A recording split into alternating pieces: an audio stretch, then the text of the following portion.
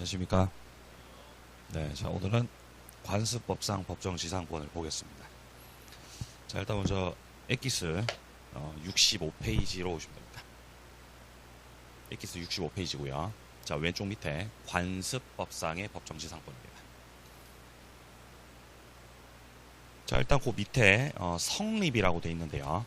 관습법상 법정지상권은 주로 이제 매매 기타 사유로 토지 건물 소유자가 달라졌을 때 성립하는 그런 물건입니다. 자, 보시면 이제 여러 가지 사유들이 있는데 뭐 증여, 매매, 공매, 대물 변제 이런 것들로 인해서 토지 건물의 소유자가 달라졌을 때 성립하게 되는 그런 물건입니다. 자, 판례들이 있습니다. 오른쪽 가보시면은 관습법상 법정지상권이 성립이 되는 경우하고 성립되지 않는 경우들이 있죠. 자, 첫 번째 4번에 보시면은 건물 자체가 무허가 건물이거나 미등기 건물이어도 상관없습니다. 요건 갖추면 인정됩니다. 자, 5번에 법정지상권이 있는 상태인데 그 상태에서 그 위에 건물이 개축됐다라고 돼 있죠. 네, 지상권에는 영향이 없습니다. 건물이 개축된 거니까요. 자, 내려가서 법정지상권 성립하지 않는 경우들입니다. 일단 환매로 달라졌을 때 6번에 환매. 그 다음에 7번 같은 경우는 동일인 소유 건물과 토지가 매매로 달라지게 되었는데 그때 매매 당시에 당사자가 건물을 철거하기로 합의를 봤다는 거죠. 그러면 철거 특약 들어갔으니까 이러면 지상권이 배제가 됩니다. 자, 그 다음 8번은요. 건물 소유자가 토지 소유자와의 사이에서 토지 임대차 계약을 체결했다라고 되어 있죠. 그럼 이거는 토지를 임차권으로 사용하겠다가 되면서 지상권 안 하겠다, 포기하겠다라는 취지의 내용의 계약으로가 됩니다. 자, 9번은요. 토지 매수인이 등기를 하지 않았던 상태에서 매도인 승낙 받아서 건물을 신축했죠. 그리고 나서 계약이 해제가 됐다라고 되어 있습니다. 자, 일단 토지 소유자가 있겠죠. 처음. 자, 그 갑으로부터 을이 토지를 매수합니다. 그럼 일단 토지에 대해서 매매 계약은 체결됐겠죠. 근데 여기서 을이 등기를 받지는 않았다는 겁니다. 자, 그런 상태에서 을이 갑으로부터 승낙을 얻어서 건물을 지었습니다. 그럼 일단 건물을 지은 건 을이죠. 자, 건물 지은 건 을이니까 건물주가 을이고요. 자, 그러다가 토지 매매 계약이 해제가 됐다는 겁니다. 법정지상권이 되려면은 토지 건물이 같았다가 달라져야 돼요. 근데 토지를 을이 등기 받지 못해서 토지는 처음부터 지금까지 계속 갑거, 건물은 을 거죠. 그래서 동일인이 아니었다는 거죠. 그래서 이건 지상권 성립하지 않는 사례입니다. 자, 그럼 10번 같은 경우는 토지 공유 중이었다는 거죠. 토지를 여럿이서 공유하고 있었는데 자, 그 중에서 이제 지분 과반수 동의를 통해서 건물이 신축된 경우를 말하는 거죠. 자, 공유 토지 위에다가 건물을 짓는 건 전원의 동의가 필요한 겁니다. 전원 동의. 근데 과반수 동의만 들어갔기 때문에 철거 대상 건물이고요. 지상권 인정 안 해줍니다. 자, 요 정도 보시고요. 자, 그다음 다음 페이지. 자, 11번 사례로 가보시면 자, 갑이 토지와 그리고 지상 건물 중에서 건물만을 을에게 매도하고 철거 약정 없이 등기를 해주었다. 그럼 일단 건물주가 바뀌었다라는 거죠. 그러면 이제 지상권 성립이 됩니다. 처음에는 토지 그리고 건물이 갑의 것이었다는 거죠. 토지 건물이 이렇게 있고요. 자, 토지 소유자 갑, 건물주도 갑 이렇게 돼 있습니다. 자, 처음에 이렇게 시작이 됐는데 여기서 갑이 자기 건물을 을한테 팔았다는 거죠. 그럼 매매로 인해서 매매 계약으로 인해서 토지 건물 소유자가 같았다가 달라졌죠. 그럼 을이 건물을 취득하면서 자, 을 쪽에서 건물을 취득을 하게 되면서 이때 건물주 을은 관습법상의 법정지상권을 취득하게 되는 겁니다. 일단 등기 없이 취득을 하게 되겠죠. 자, 그리고 이 상태에서 을이 다시 또 건물을 병한테 파는 걸로 매매 계약을 했고 건물에 대해서는 등기가 넘어갔는데 을도 지금 지상권 등기를 하지 않아서 병은 아직 지상권 등기는 하지 못해서 병은 지상권은 이전받지 못한, 취득을 못한 상황입니다. 지금 이 상태에서 자 먼저 1번입니다. 을은 일단 건물을 취득하게 되면서 관습법상의 법정지상권을 취득을 합니다. 등기 없이 취득하죠. 자, 그리고 2번에 보시면은 갑이 정한테다가 토지를 양도해서 넘겼다는 거죠. 자, 갑이 토지를 팔았어요. 자, 토지를 정한테 팔아버렸습니다. 그럼 토지 소유자가 정으로 바뀌어버린 거죠. 이때 을이 지상권을 정에게 주장할 수 있냐는 질문입니다. 얼마든지 주장이 가능합니다. 아직까지 을은 지상권자로 등기를 하지 않았지만 이미 물권자가 됐기에 토지 소유자가 바뀌어도 제3자한테도 지상권 주장할 수 있습니다. 물론 갑한테도 주장할 수 있겠죠. 누구에게든 다 지상권을 주장할 수 있다. 자, 3번 내려갑니다. 법정지상권을, 그러니까 을이 취득한 법정지상권을 다른 사람한테다가 양도해서 넘기겠다는 거죠. 그거 하려면 등기해야 된다는 거죠. 처음에 취득할 때는 등기해야 돼요? 등기 없어도 돼요? 등기 없어도 취득하죠. 처음 취득할 때 요건 갖춰서. 근데 그렇게 취득한 지상권을 다른 사람한테다가 양도 넘기고 싶죠. 그땐 등기해야 된다는 겁니다. 자, 그 다음 4번입니다. 갑이 병 상대로 해서 건물 철거, 토지 인도를 청구하는 건 허용되지 않는다는 거죠. 아직까지 지상권자가 되지 못했지만 병은 장차 지상권자가 될 예정이고 그 지위를 가지고 있기 때문에 병을 상대로 지상 건물의 철거를 청구하는 것은 신의성실의 원칙에 반하기 때문에 허용되지 않고요. 이때 갑이 병한테 주장해야 되는 건 토지 쓰고 있으니까 사용료를 달라. 그렇게 청구하는 건 가능하겠습니다. 내용은요. 자, 그 다음 밑에 7번, 5번부터 확인하면 5번. 갑이 병 상대로 토지 사용에 대한 부당이득 반환 청구는 할 수 있고. 자, 그리고 밑에 7번 봅니다. 만약에 병이 매매로 건물을 취득했던 게 아니라 경매로 취득을 했던 경우라면, 이건 경매로 취득한 거니까 지상권도 등기 없이 취득할 수 있다라는 지문입니다. 자, 그럼 이제 문제집으로 한번 들어가 보죠. 문제집은 156페이지입니다.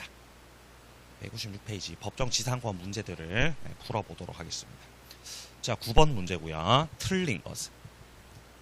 자, 1번 저당 목적물인 토지에 대해서 법정 지상권 배제하는 그들 사이의 약정.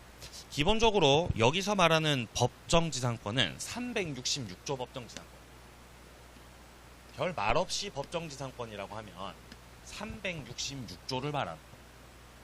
만약에 관습법상 법정지상권을 묻고 싶다. 그러면 관습법상이라고 해야 되죠. 366조 법정지상권하고 관습법상 법정지상권하고 다르죠. 366조 법정지상권은 강행규정이에요. 특약으로 배제 못해. 법대로 해야 돼. 법대로. 자, 반면에 관습법상의 법정지상권은 얘는 임의규정이에요. 건물 철거 약정 있으면은 성립이 안 됩니다. 근데 지금 여기 문제는 지금 문제가 법정지상권에 관한 설명으로 틀린 거라고 되어 있죠. 그럼 이거 관습법상 법정지상권이요? 366조 법정지상권. 366조 말하는 거예요. 그러니까 1번은 배제 약정은 효력 없다는 거죠. 맞아요. 2번 건물이 무허가 건물이라든지 아니면 미등기 건물이다. 상관없죠. 법정지상권은 얼마든지 성립할 수 있습니다. 자, 3번 을 토지 위에 갑과 을이 건물을 공유하고 있었고 그런 상태에서 토지의 저당권 설정됐다가 경매로 병이 토지를 낙찰받은 상황을 말하고 있습니다. 366조 법정지상권 성립되려면은 토지 건물 소유자가 같았다가 저당권 실행 경매로 달라지는 경우죠. 지금 사례를 잘 보시면은 토지가 을 거고요. 자, 을이 토지 소유자고 건물은 갑과 을 둘이서 공유하고 있었던 거죠. 토지가 을 거, 건물은 둘이서 공유하고 있었고 이 상태에서 토지에 저당권 설정이 됐다. 이때 법정지상권 성립되려면은 저당권 설정 당시 토지하고 건물하고 같은 사람이었어야 돼요. 근데 이게 같은 사람이냐는 거죠. 그게 쟁점이었어요. 당시 판례는 토지가 을 거고 건물은 갑과 을이 공유하고 있는데 여기서 을이 이 건물을 단독 소유하는 건 아니지만 얘도 소유권에 관한 지분이 있죠. 지분이 있는 것으로 인정되어서 동일인으로 인정을 해줬던 사건입니다. 자, 그래서 이 사건 같은 경우는 법정지상권을 취득을 하게 된다는 겁니다.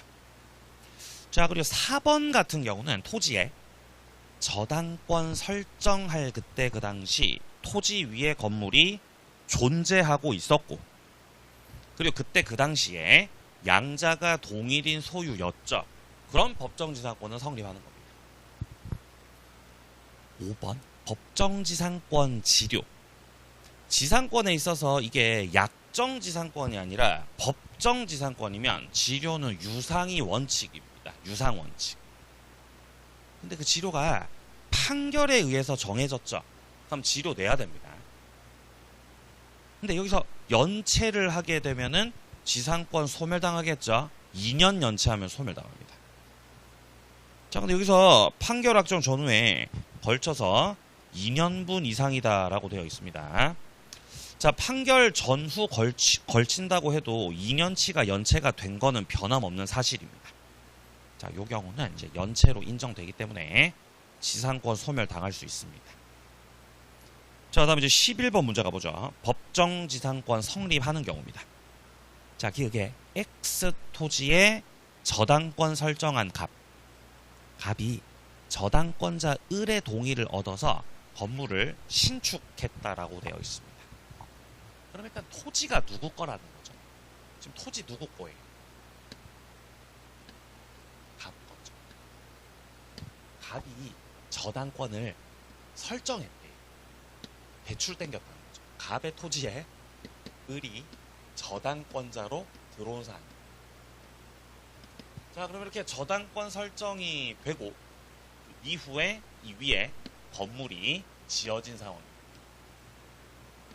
자, 계속해서 우리 문제에서 보고 있는 366조 법정지상권이 성립하려면은 저당권 설정 당시의 토지 건물이 같은 사람이었어야 돼요. 근데 저당권자 들어오고 그 다음에 건물 지어진 거니까 순서가 지금. 그럼 저당권 설정 당시에는 동일 소유자예요? 동일 소유자 아니었어요? 아니었던 거죠. 네, 이러면 법정지상권이 성립하지 않고요. 자, 그럼 니은 판례 같은 경우는 이 법정지상권 판례에서 자, 첫째 줄 중간에 나오는 공동저당권. 자, 이렇게 공동저당권이라는 키워드가 등장하면 무조건 성립 안 합니다. 디귿 X 토지를 소유하는 갑이 을과 함께 지상에 건물 신축 공유하던 중이다라고 되어 있죠. 그럼 이건 아까 봤던 사례입니다. 그러면 토지는 갑 거죠, 지금. 건물은 누구 거죠? 을과 함께 공유하고 있다고 되어 있죠. 그냥 토지가 갑 거고 그 위에 건물은 갑과 을이 공유하고 있었던 겁니다. 자, 이 경우도 요 사례와 마찬가지로 토지는 누군가 단독 소유를 하고 있고 건물은 둘이서 공유하고 있었던 거죠. 자, 이 경우도 판례는 동일인으로 인정을 해줍니다. 성립하는 건 디귿밖에 없었어요. 자, 다음 페이지 갑니다. 13번 문제입니다. 366조 법정지상권. 옳은 겁니다. 자, 기억에 미등기 건물이다 라고 나오죠. 네, 법정지상권 문제없이 성립 가능합니다. 니은 당사자 사이에 지료에 관해서 협의한 사실, 법원에 의해서 지료가 결정된 사실이 없는 상황이라는 거죠. 그러면 지료에 대해서 협의도 안 됐고 법원에서도 결정이 안 됐죠. 그럼 이거는 지체 중이다라고 할 수 없죠. 기다리는 중입니다. 둘째 줄에 치료를 지급하지 않았다고 해도 이걸 이제 지체된 거다라고 그렇게 볼 수는 없다는 거죠. 자, 디귿입니다. 건물 소유를 위한 법정지상권을 취득한 그 사람으로부터 경매를 통해서 건물을 이전받았다라고 되어 있습니다. 일단 여기서 법정지상권을 취득한 사람. 자, 요 사람 을이다라고 생각하시면 됩니다. 을. 요건 갖춰서 을이 등기 없이 지상권, 법정지상권 취득을 한 상태라는 거죠. 근데 여기서 이 을이 소유하던 건물을 누군가가 취득했다는 거죠. 근데 그게 지금 매매로 취득했다고요? 경매로 취득했다고요? 경매로 취득한. 경매를 통해 건물을 낙찰받으셨으면은 지상권도 함께 취득할 수 있습니다. 이때는 등기 없이도 경매로 취득한 거니까 등기 없이도 지상권을 넘겨받을 수 있는 상황인 거죠. 그런 지문입니다. 자, 그래서 이제 이때 건물 매수 취득과 함께 지상권도 함께 자연스럽게 취득을 하게 되겠습니다. 그래서 기흥, 니은, 디귿이 다 맞는 지문입니다. 정답은 5번이고요. 자, 그럼 이제 15번 문제를 풀고 싶지만 이런 문제는 이제 나올 가능성이 거의 뭐 제로에 가깝기 때문에 보지 않겠습니다. 무시하세요. 17번 문제. 17번 틀린 것은, 자, 1번에 지료 연체를 이유로 지상권 소멸 청구를 했다는 거죠.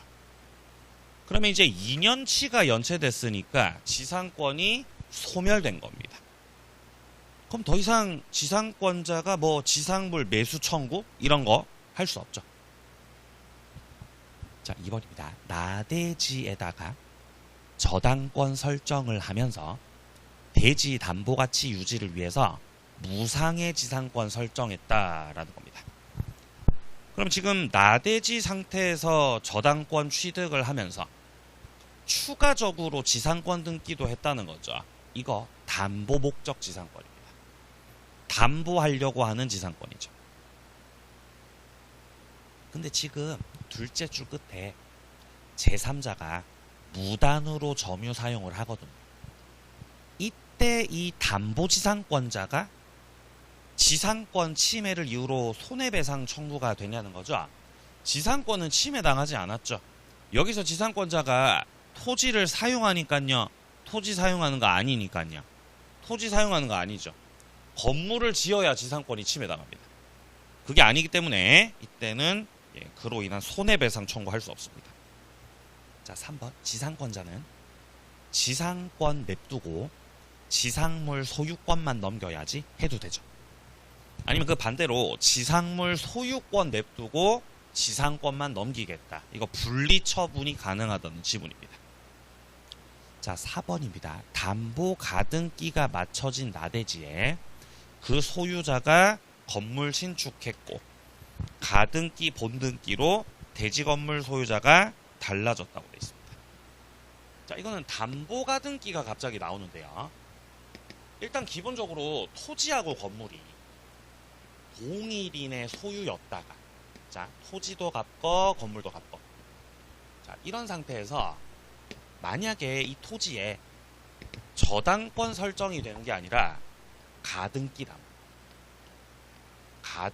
담보가 들어왔고, 이 가등기 담보권자가 청산 절차 거쳐가지고 토지 소유자가 되면 지상권이 취득이 될 수도 있습니다. 저 갑 같은 경우는.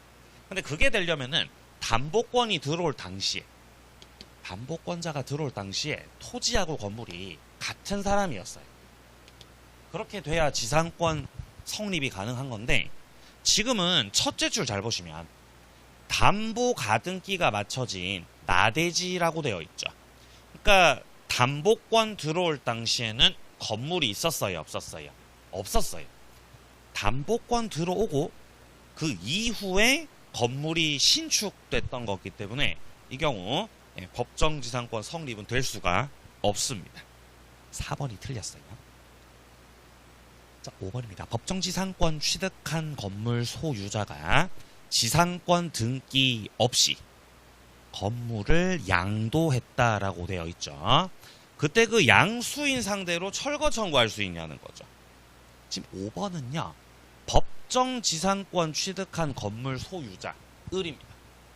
자, 을이 일단 요건 갖춰서 지상권 취득을 한 상태죠. 그러다가 아직 지상권 등기 안 했고 그 상태에서 건물을 양도했다라고 되어 있죠. 그럼 을이 건물의 양도인이고 병은 건물의 양수인이겠죠.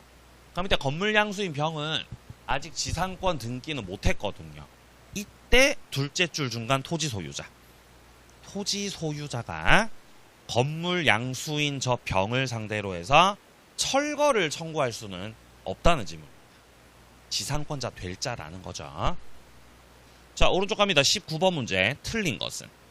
자, 토지 그리고 지상 건물이 강제 경매로 매수인에게 이전됐다. 강제 경매로 토지 건물 소유자가 달라졌다는 겁니다. 자, 이때 둘째 줄에 매각대금 완납시 기준으로 동일인 소유에 속하였는지 여부를 판단해야 된다라고 되어 있는데 아닙니다. 동일인 판단 시점은 처분 당시입니다. 처분 당시. 처분이 이루어지는 그 당시에 토지 건물 같은 사람이었어요. 요 사례 같은 경우는 토지하고 건물이 있었는데 뭐 때문에 토지 건물 소유자 달라졌다고요?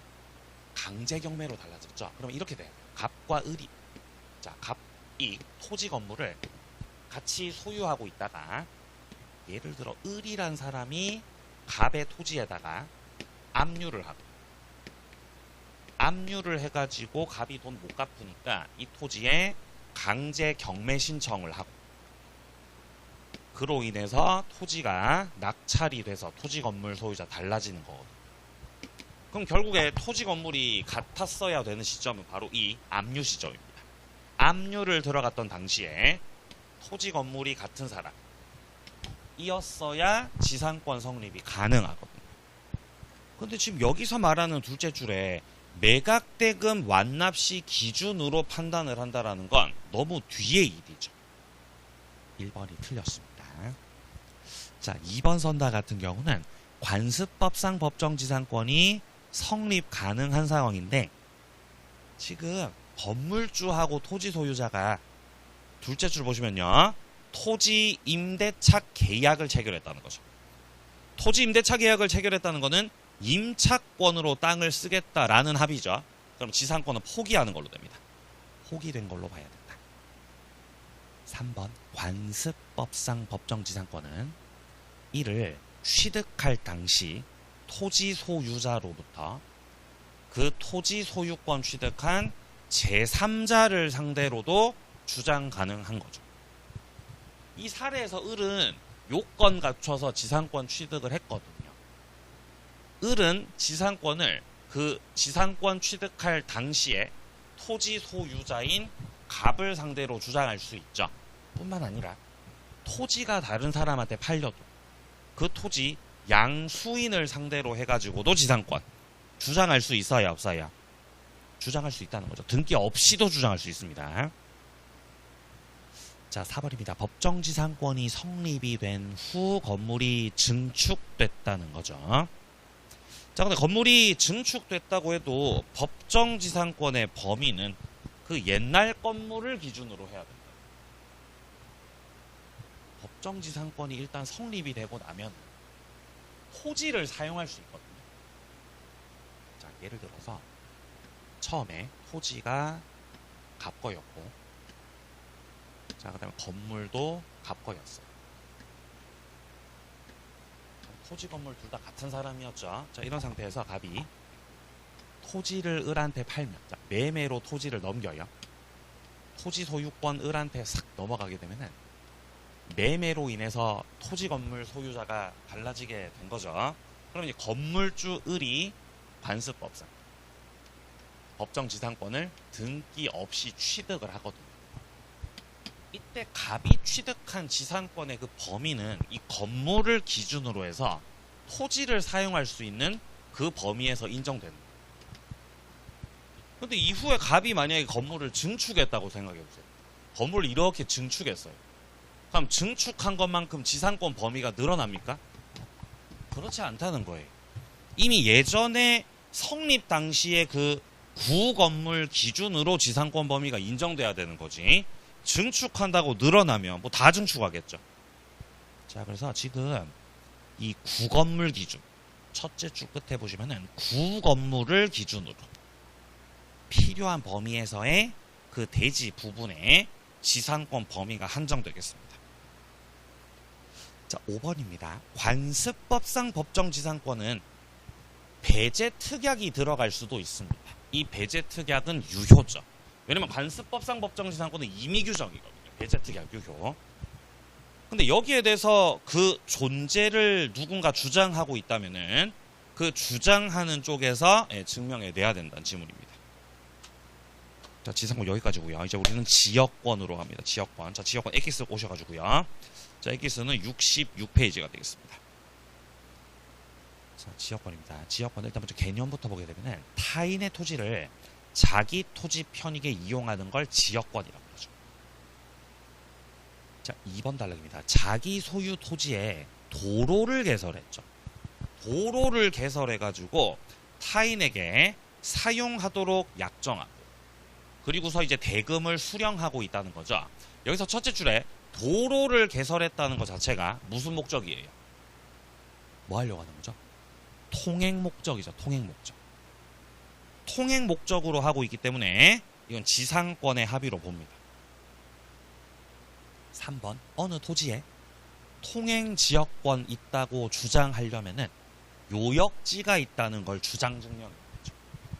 지역권은 요역지에 붙어 있는 거예요. 승역지에 붙어 있는 거예요. 요역지. 자, 우리가 이제 지역권이라고 하면은 토지가 두 개가 등장합니다. 지역권 같은 경우는 여기가 갑소 토지고 여기가 을소유. 그리고 갑이 여기다가 통로를 개설해서 통로를 이렇게 개설해가지고 갑이 왔다 갔다 지역권 행사를 하고 있습니다. 요렇게. 자, 이렇게 됐을 때 갑이 소유하는 저 왼쪽 땅이 편익을 받는 토지죠. 이런 걸 요역지라고 하고요. 그러니까 편익을 제공하고 통로로 쓰이고 있는 여기를 승역지라고 합니다. 이때 지역권이라고 하는 거는 이 요역지 땅에 요 땅에 지역권이 붙어 있는 거죠. 여기에 붙어 있어요. 지역. 그래서 갑이 이 요역지 땅 있죠. 요 땅. 갑이 지금 소유하고 있죠. 갑이 이 요역지 땅을 다른 사람한테다가 팔아 넘기면 모두 같이 딸려 넘어가요. 지역권도 같이 넘어간다는 거예요. 그래서 지역권은 기본적으로 요역지에 붙어 있는 것이기 때문에 지금 3번 지문에서 지역권의 존재를 누군가 주장하고 있다는 거죠. 그럼 편익을 받는 요역지가 있다는 걸 주장하고 증명해내야 되는 겁니다. 자, 밑에 2번으로 내려갑니다. 요역지와 승역지입니다. 자, 기본적으로 요역지는 한 필 토지 전부여야 되죠. 일부 요역지 돼야 안 돼요? 안 됩니다. 2번 일부를 위한 지역권은 인정되지 않는다는 거죠. 지금 2번 단락에 토지의 일부를 위한 지역권이라고 돼 있죠. 이 위한다는 표현 때문에 요 2번의 토지는 요역지를 말하는 겁니다. 근데 3번은요. 한 필 토지 일부 승역지로 해가지고 승역지는 전부 다 해야 돼요? 일부만 해도 돼요? 일부만 해도 됩니다. 그리고 4번에서 말하는 지역권을 설정하는 땅 지역권을 설정해주는 땅이 요역지예요? 승역지예요?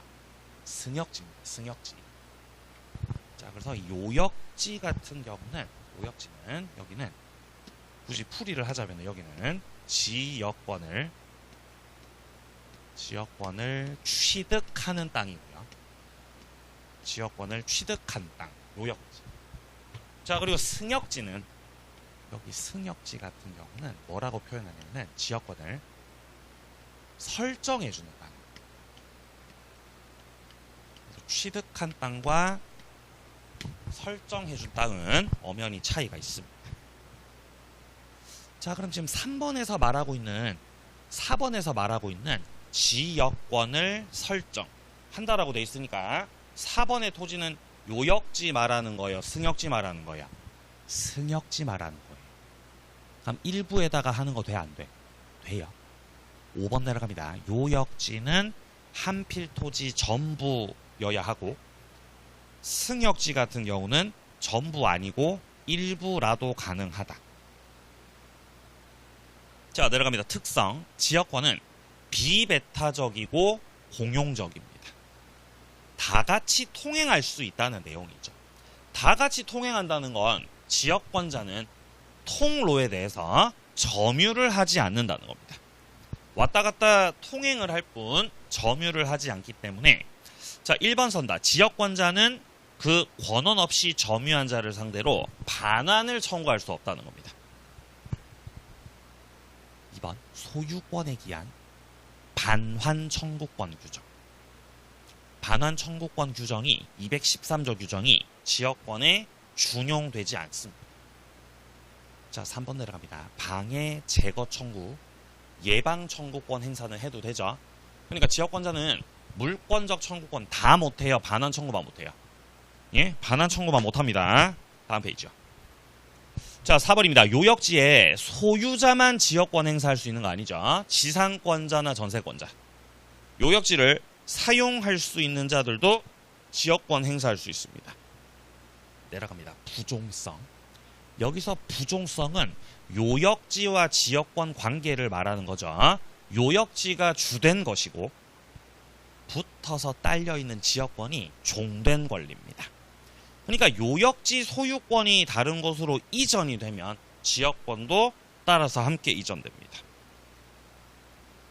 자, 이때 3번 지역권은 요역지하고 따로 떼서 분리를 해가지고 양도한다든지 아니면 뭐 다른 권리 목적으로 한다든지 안 되죠.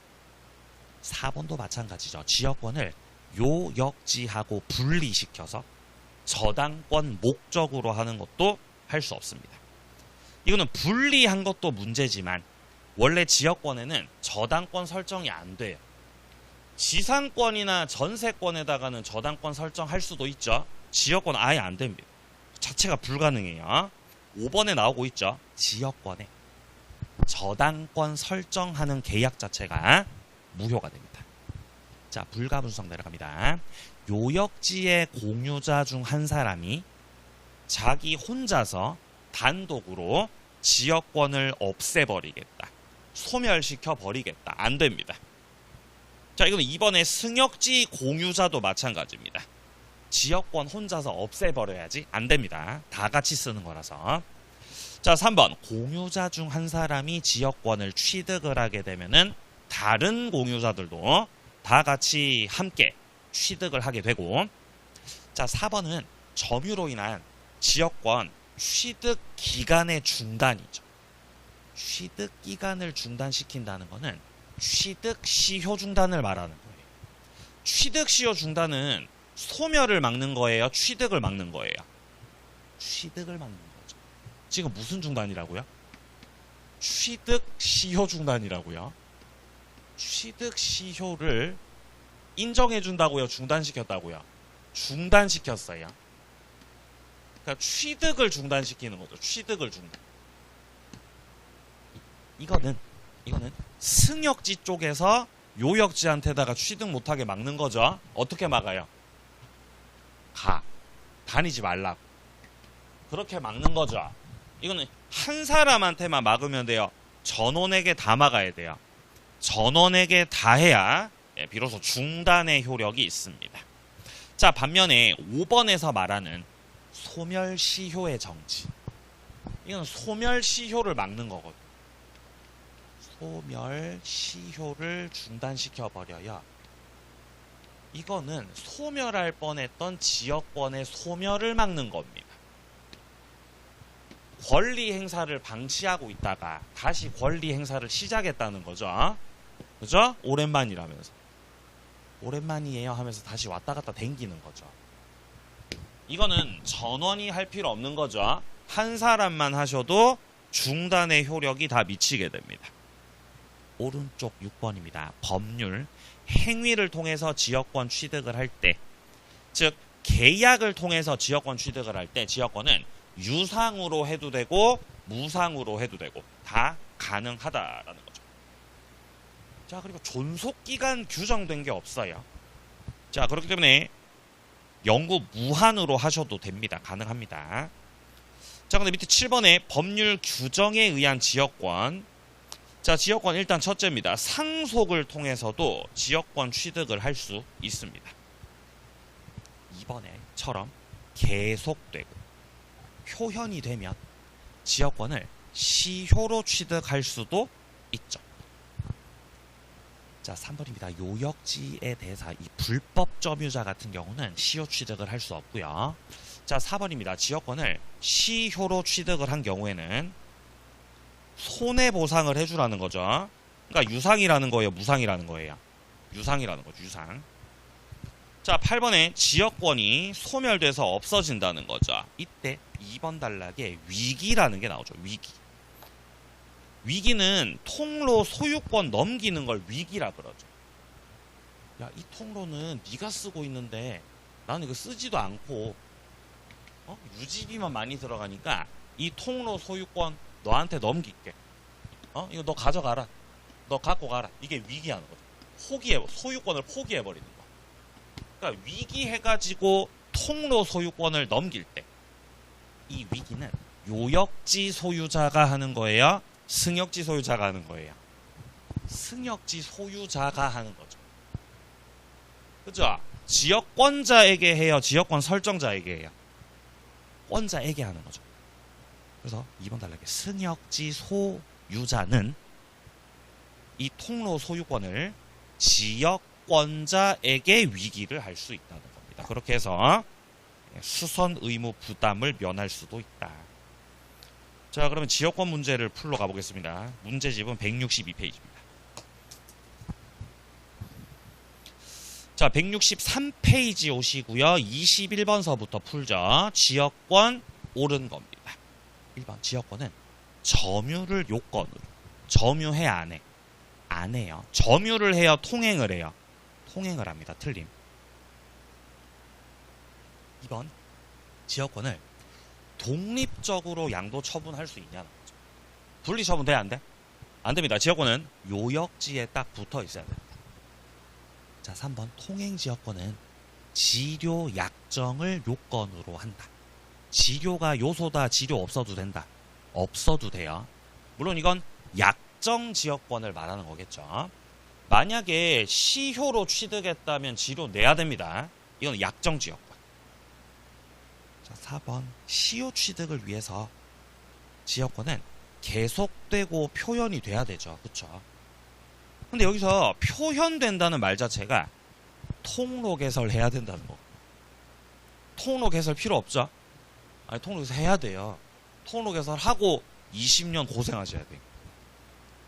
5번입니다. 통행지역권을 시효 취득했네요. 시효 취득. 이러면은 승역지 사용으로 그 소유자가 입게 된 손해를 보상하셔야 되죠. 즉 유상이라는 겁니다. 5번 정답이고요. 자, 내려갑니다. 23번 문제 틀린 것은 지역권 존속기간은 최장 몇 년이에요? 최대 길게 해도 몇 년이죠? 그런 거 없어요. 최장기 규정 그런 거 없습니다. 뭐 30년이라고요? 아, 그런 거 없어요. X 틀림. 자, 2번 요역지 승역지가 꼭 인접할 필요 없습니다. 좀 떨어져 있어도 괜찮아요. 왜냐면 땅이 여러 개 겹쳐서 있을 수도 있잖아요. 또 이럴 수 있는 거예요. 자, 여기에 요역지가 있어요. 자, 여기에 요렇게 자 요역지가 있고요. 요역지 소유자가 옆에 땅 주인한테 좀 통행 좀 할게요. 네? 계약을 해가지고 통로 만들어가지고 통행을 한다는 거예요. 그럼 여기가 지금 승역지가 되는 거잖아요. 승역지. 그렇죠? 근데 옆에 땅이 또 있을 수 있잖아. 이럴 수 있잖아. 이럴 수. 예를 들어 갑이 을하고도 계약하고 병하고도 계약을 해가지고, 그죠? 네 땅도 승역지로 쓰자. 그렇게 할 수 있잖아요. 그래서 이렇게 통행 계속 할 수 있잖아요. 그럼 여기에 승역지하고 여기에 승역지하고 여기에 요역지하고 지금 떨어져 있죠. 네, 그렇게 할 수도 있다는, 그렇게 될 수도 있다는 거예요. 꼭 반드시 인접해야 되는 거 아니라는 겁니다. 자, 4번입니다. 공유자 중 한 사람이 지금 지역권을 취득하셨습니다. 그러면 다른 공유자들도 오케이, 함께 취득. 4번, 지역권 등기는 을구에 기재된다. 맞아요? 당연히 을구에 기재되겠죠. 을구에 뭐를 기재하죠? 소유권 이외 것들을 기재합니다. 갑구는 소유권 기재, 을구는 소유권 빼고 나머지를 기재합니다. 당연히 지역권도 을구란에다가 써야 되겠죠. 그죠? 뭐 그런 가 보죠. 예. 자, 5번 통행지역권을 주장하는 사람은 요역지가 있음을 주장 증명해내야 되죠. 왜냐면 지역권이 승역지에 붙어 있다고요, 요역지에 붙어 있다고요? 지역권은 기본적으로 요역지에 붙어 있습니다. 그래서 그런 거죠. 다음 페이지. 자, 이제 뒤에 이제 전세권 나오고 있죠. 자, 다시 또 엑기스로 가겠습니다. 자, 전세권은요. 자, 엑기스 68페이지서부터 시작됩니다. 자, 전세권이라는 거는 기본적으로 담보 물권적 성격도 같이 갖고 있습니다. 전세권은요, 분명히 용익 물권이에요. 부동산을 사용 수익하는 거거든요. 그렇지만 전세금을 반환받기 위해서 나중에 전세금 안 주면은 경매를 청구할 수 있고, 자, 그리고 우선 변제도 받을 수 있는 그런 권리입니다. 자, 밑으로 내려가서 2번에 전세권 성립이에요. 전세권 성립에 있어서 전세금이 필수 요소다. 2번 전세금은 꼭 현실로 수수돼야 되는 건 아니죠. 네, 기존에 갖고 있던 채권으로 전세금으로 가름시킬 수도 있다. 자, 3번 내려갑니다. 목적물을 인도시키는 거는 전세권 성립 요소가 아닙니다. 인도 없어도 성립되고. 자, 4번 존속기간이 시작도 되기 전에 지금 전세권 등기했다는 거죠. 그래도 유효죠. 왜냐면 이건 부지런한 거니까. 미리 등기한 거죠. 미리 등기. 자, 내려갑니다. 3번 담보할 목적으로 전세권을 설정했다는 겁니다. 자, 1번 채권 담보 목적으로 전세권 설정을 했고, 그 설정과 동시에 인도는 시키지 않았어요. 근데 목적물 인도시키지 않은 게 문제될 거 전혀 없습니다. 인도가 성립 요소 아니거든요. 자, 그리고 여기서 전세권자의 사용 수익을 완전히 뭐 배제한 건 아니었죠. 그럼 이제 세 가지 요소 갖추면은 전세권 유효하게 성립한다는 거죠. 자, 근데 반면에 밑에 3번 단락 보세요. 자, 만약에 전세권에 있어서 사용 수익 권능을 완전히 배제시켜 버렸다면, 그냥 담보할 목적만으로 전세권 설정했다? 그러면 무효됩니다. 이거는 물권 법정주의 위배되죠. 자, 오른쪽 갑니다. 존속기간. 자, 일단 이 존속기간 최단기가 1년인데 조심할 점은 건물 전세일 때. 토지 말고 건물에만 최단기 1년 규정이 있습니다. 자, 그리고 밑에 3번 단락에 보시면은 15년으로 정했다면 10년으로 단축된다라고 돼 있죠. 이건 최장기가 10년이라는 거죠. 근데 최장기 10년은 토지 건물 다 마찬가지예요. 토지 전세든 건물 전세든 최장기는 10년입니다. 자, 내려갑니다. 5번 법정갱신이요. 건물 전세권 설정자 쪽에서 기간 만료 6개월 전부터 1개월 사이에 갱신 거절의 통지를 하지 않았습니다. 그러면 이렇게 갱신 거절 통지를 하지 않으면 같은 조건으로 해가지고 다시 전세권 설정한 것으로 간주해버리는 그런 제도를 말하는 거죠. 자, 이때 2번입니다. 법정갱신은 다른 조건들은 다 똑같은데 기간만큼은 없는 걸로 하죠. 존속기간은 정함이 없다. 자, 3번입니다. 건물 전세권 법정갱신 됐을 때 이거는 법정갱신으로서 법률 규정이거든요. 그럼 등기를 해야 주장할 수 있다. 등기 없이도 주장할 수 있다. 등기 없이도 양수인에게 뭐 제3자에게 다 주장할 수 있습니다. 자, 내려갑니다. 전세권자가 가지는 권리들. 자, 첫째, 전세권자는 가장 기본적으로 이 부동산에 대한 사용권을 가지고 있습니다. 자, 그래서 이 부동산 사용권을 가지고 대항력이 있기 때문에 존속기간 중 목적물 소유권이 다른 사람한테 넘어갔죠. 그럼 그 양수인 쪽에서 설정자 지위를 승계받게 됩니다. 자, 이때 설정자 지위만 승계되는 게 아니라 2번 단락 전세금 반환 채무 있죠. 이것도 신소유자에게 넘어갑니다. 3번 제3자가 불법 점유를 하죠. 이때 전세권자는 제3자 상대로 인도 청구해도 되죠. 이거 물권적 청구권이죠. 전세권에도 다 준용되기 때문에 반환 제거 예방 청구 다 할 수 있고요. 자, 그리고 4번에 전세권자가 점유보호 청구권 행사도 할 수 있다는 거죠. 이 점유보호 청구권은 점유권이 있어야 할 수 있는 거고 전세권자 점유권 있어요 없어요? 있죠. 다 할 수 있습니다. 5번이요. 상린관계도 준용된다. 상린관계. 자, 내려갑니다. 전세권자가 처분을 할 수 있는데 여기서 처분은 전세권 양도, 전전세, 임대차, 저당권 설정 이런 것들 말하는 거죠.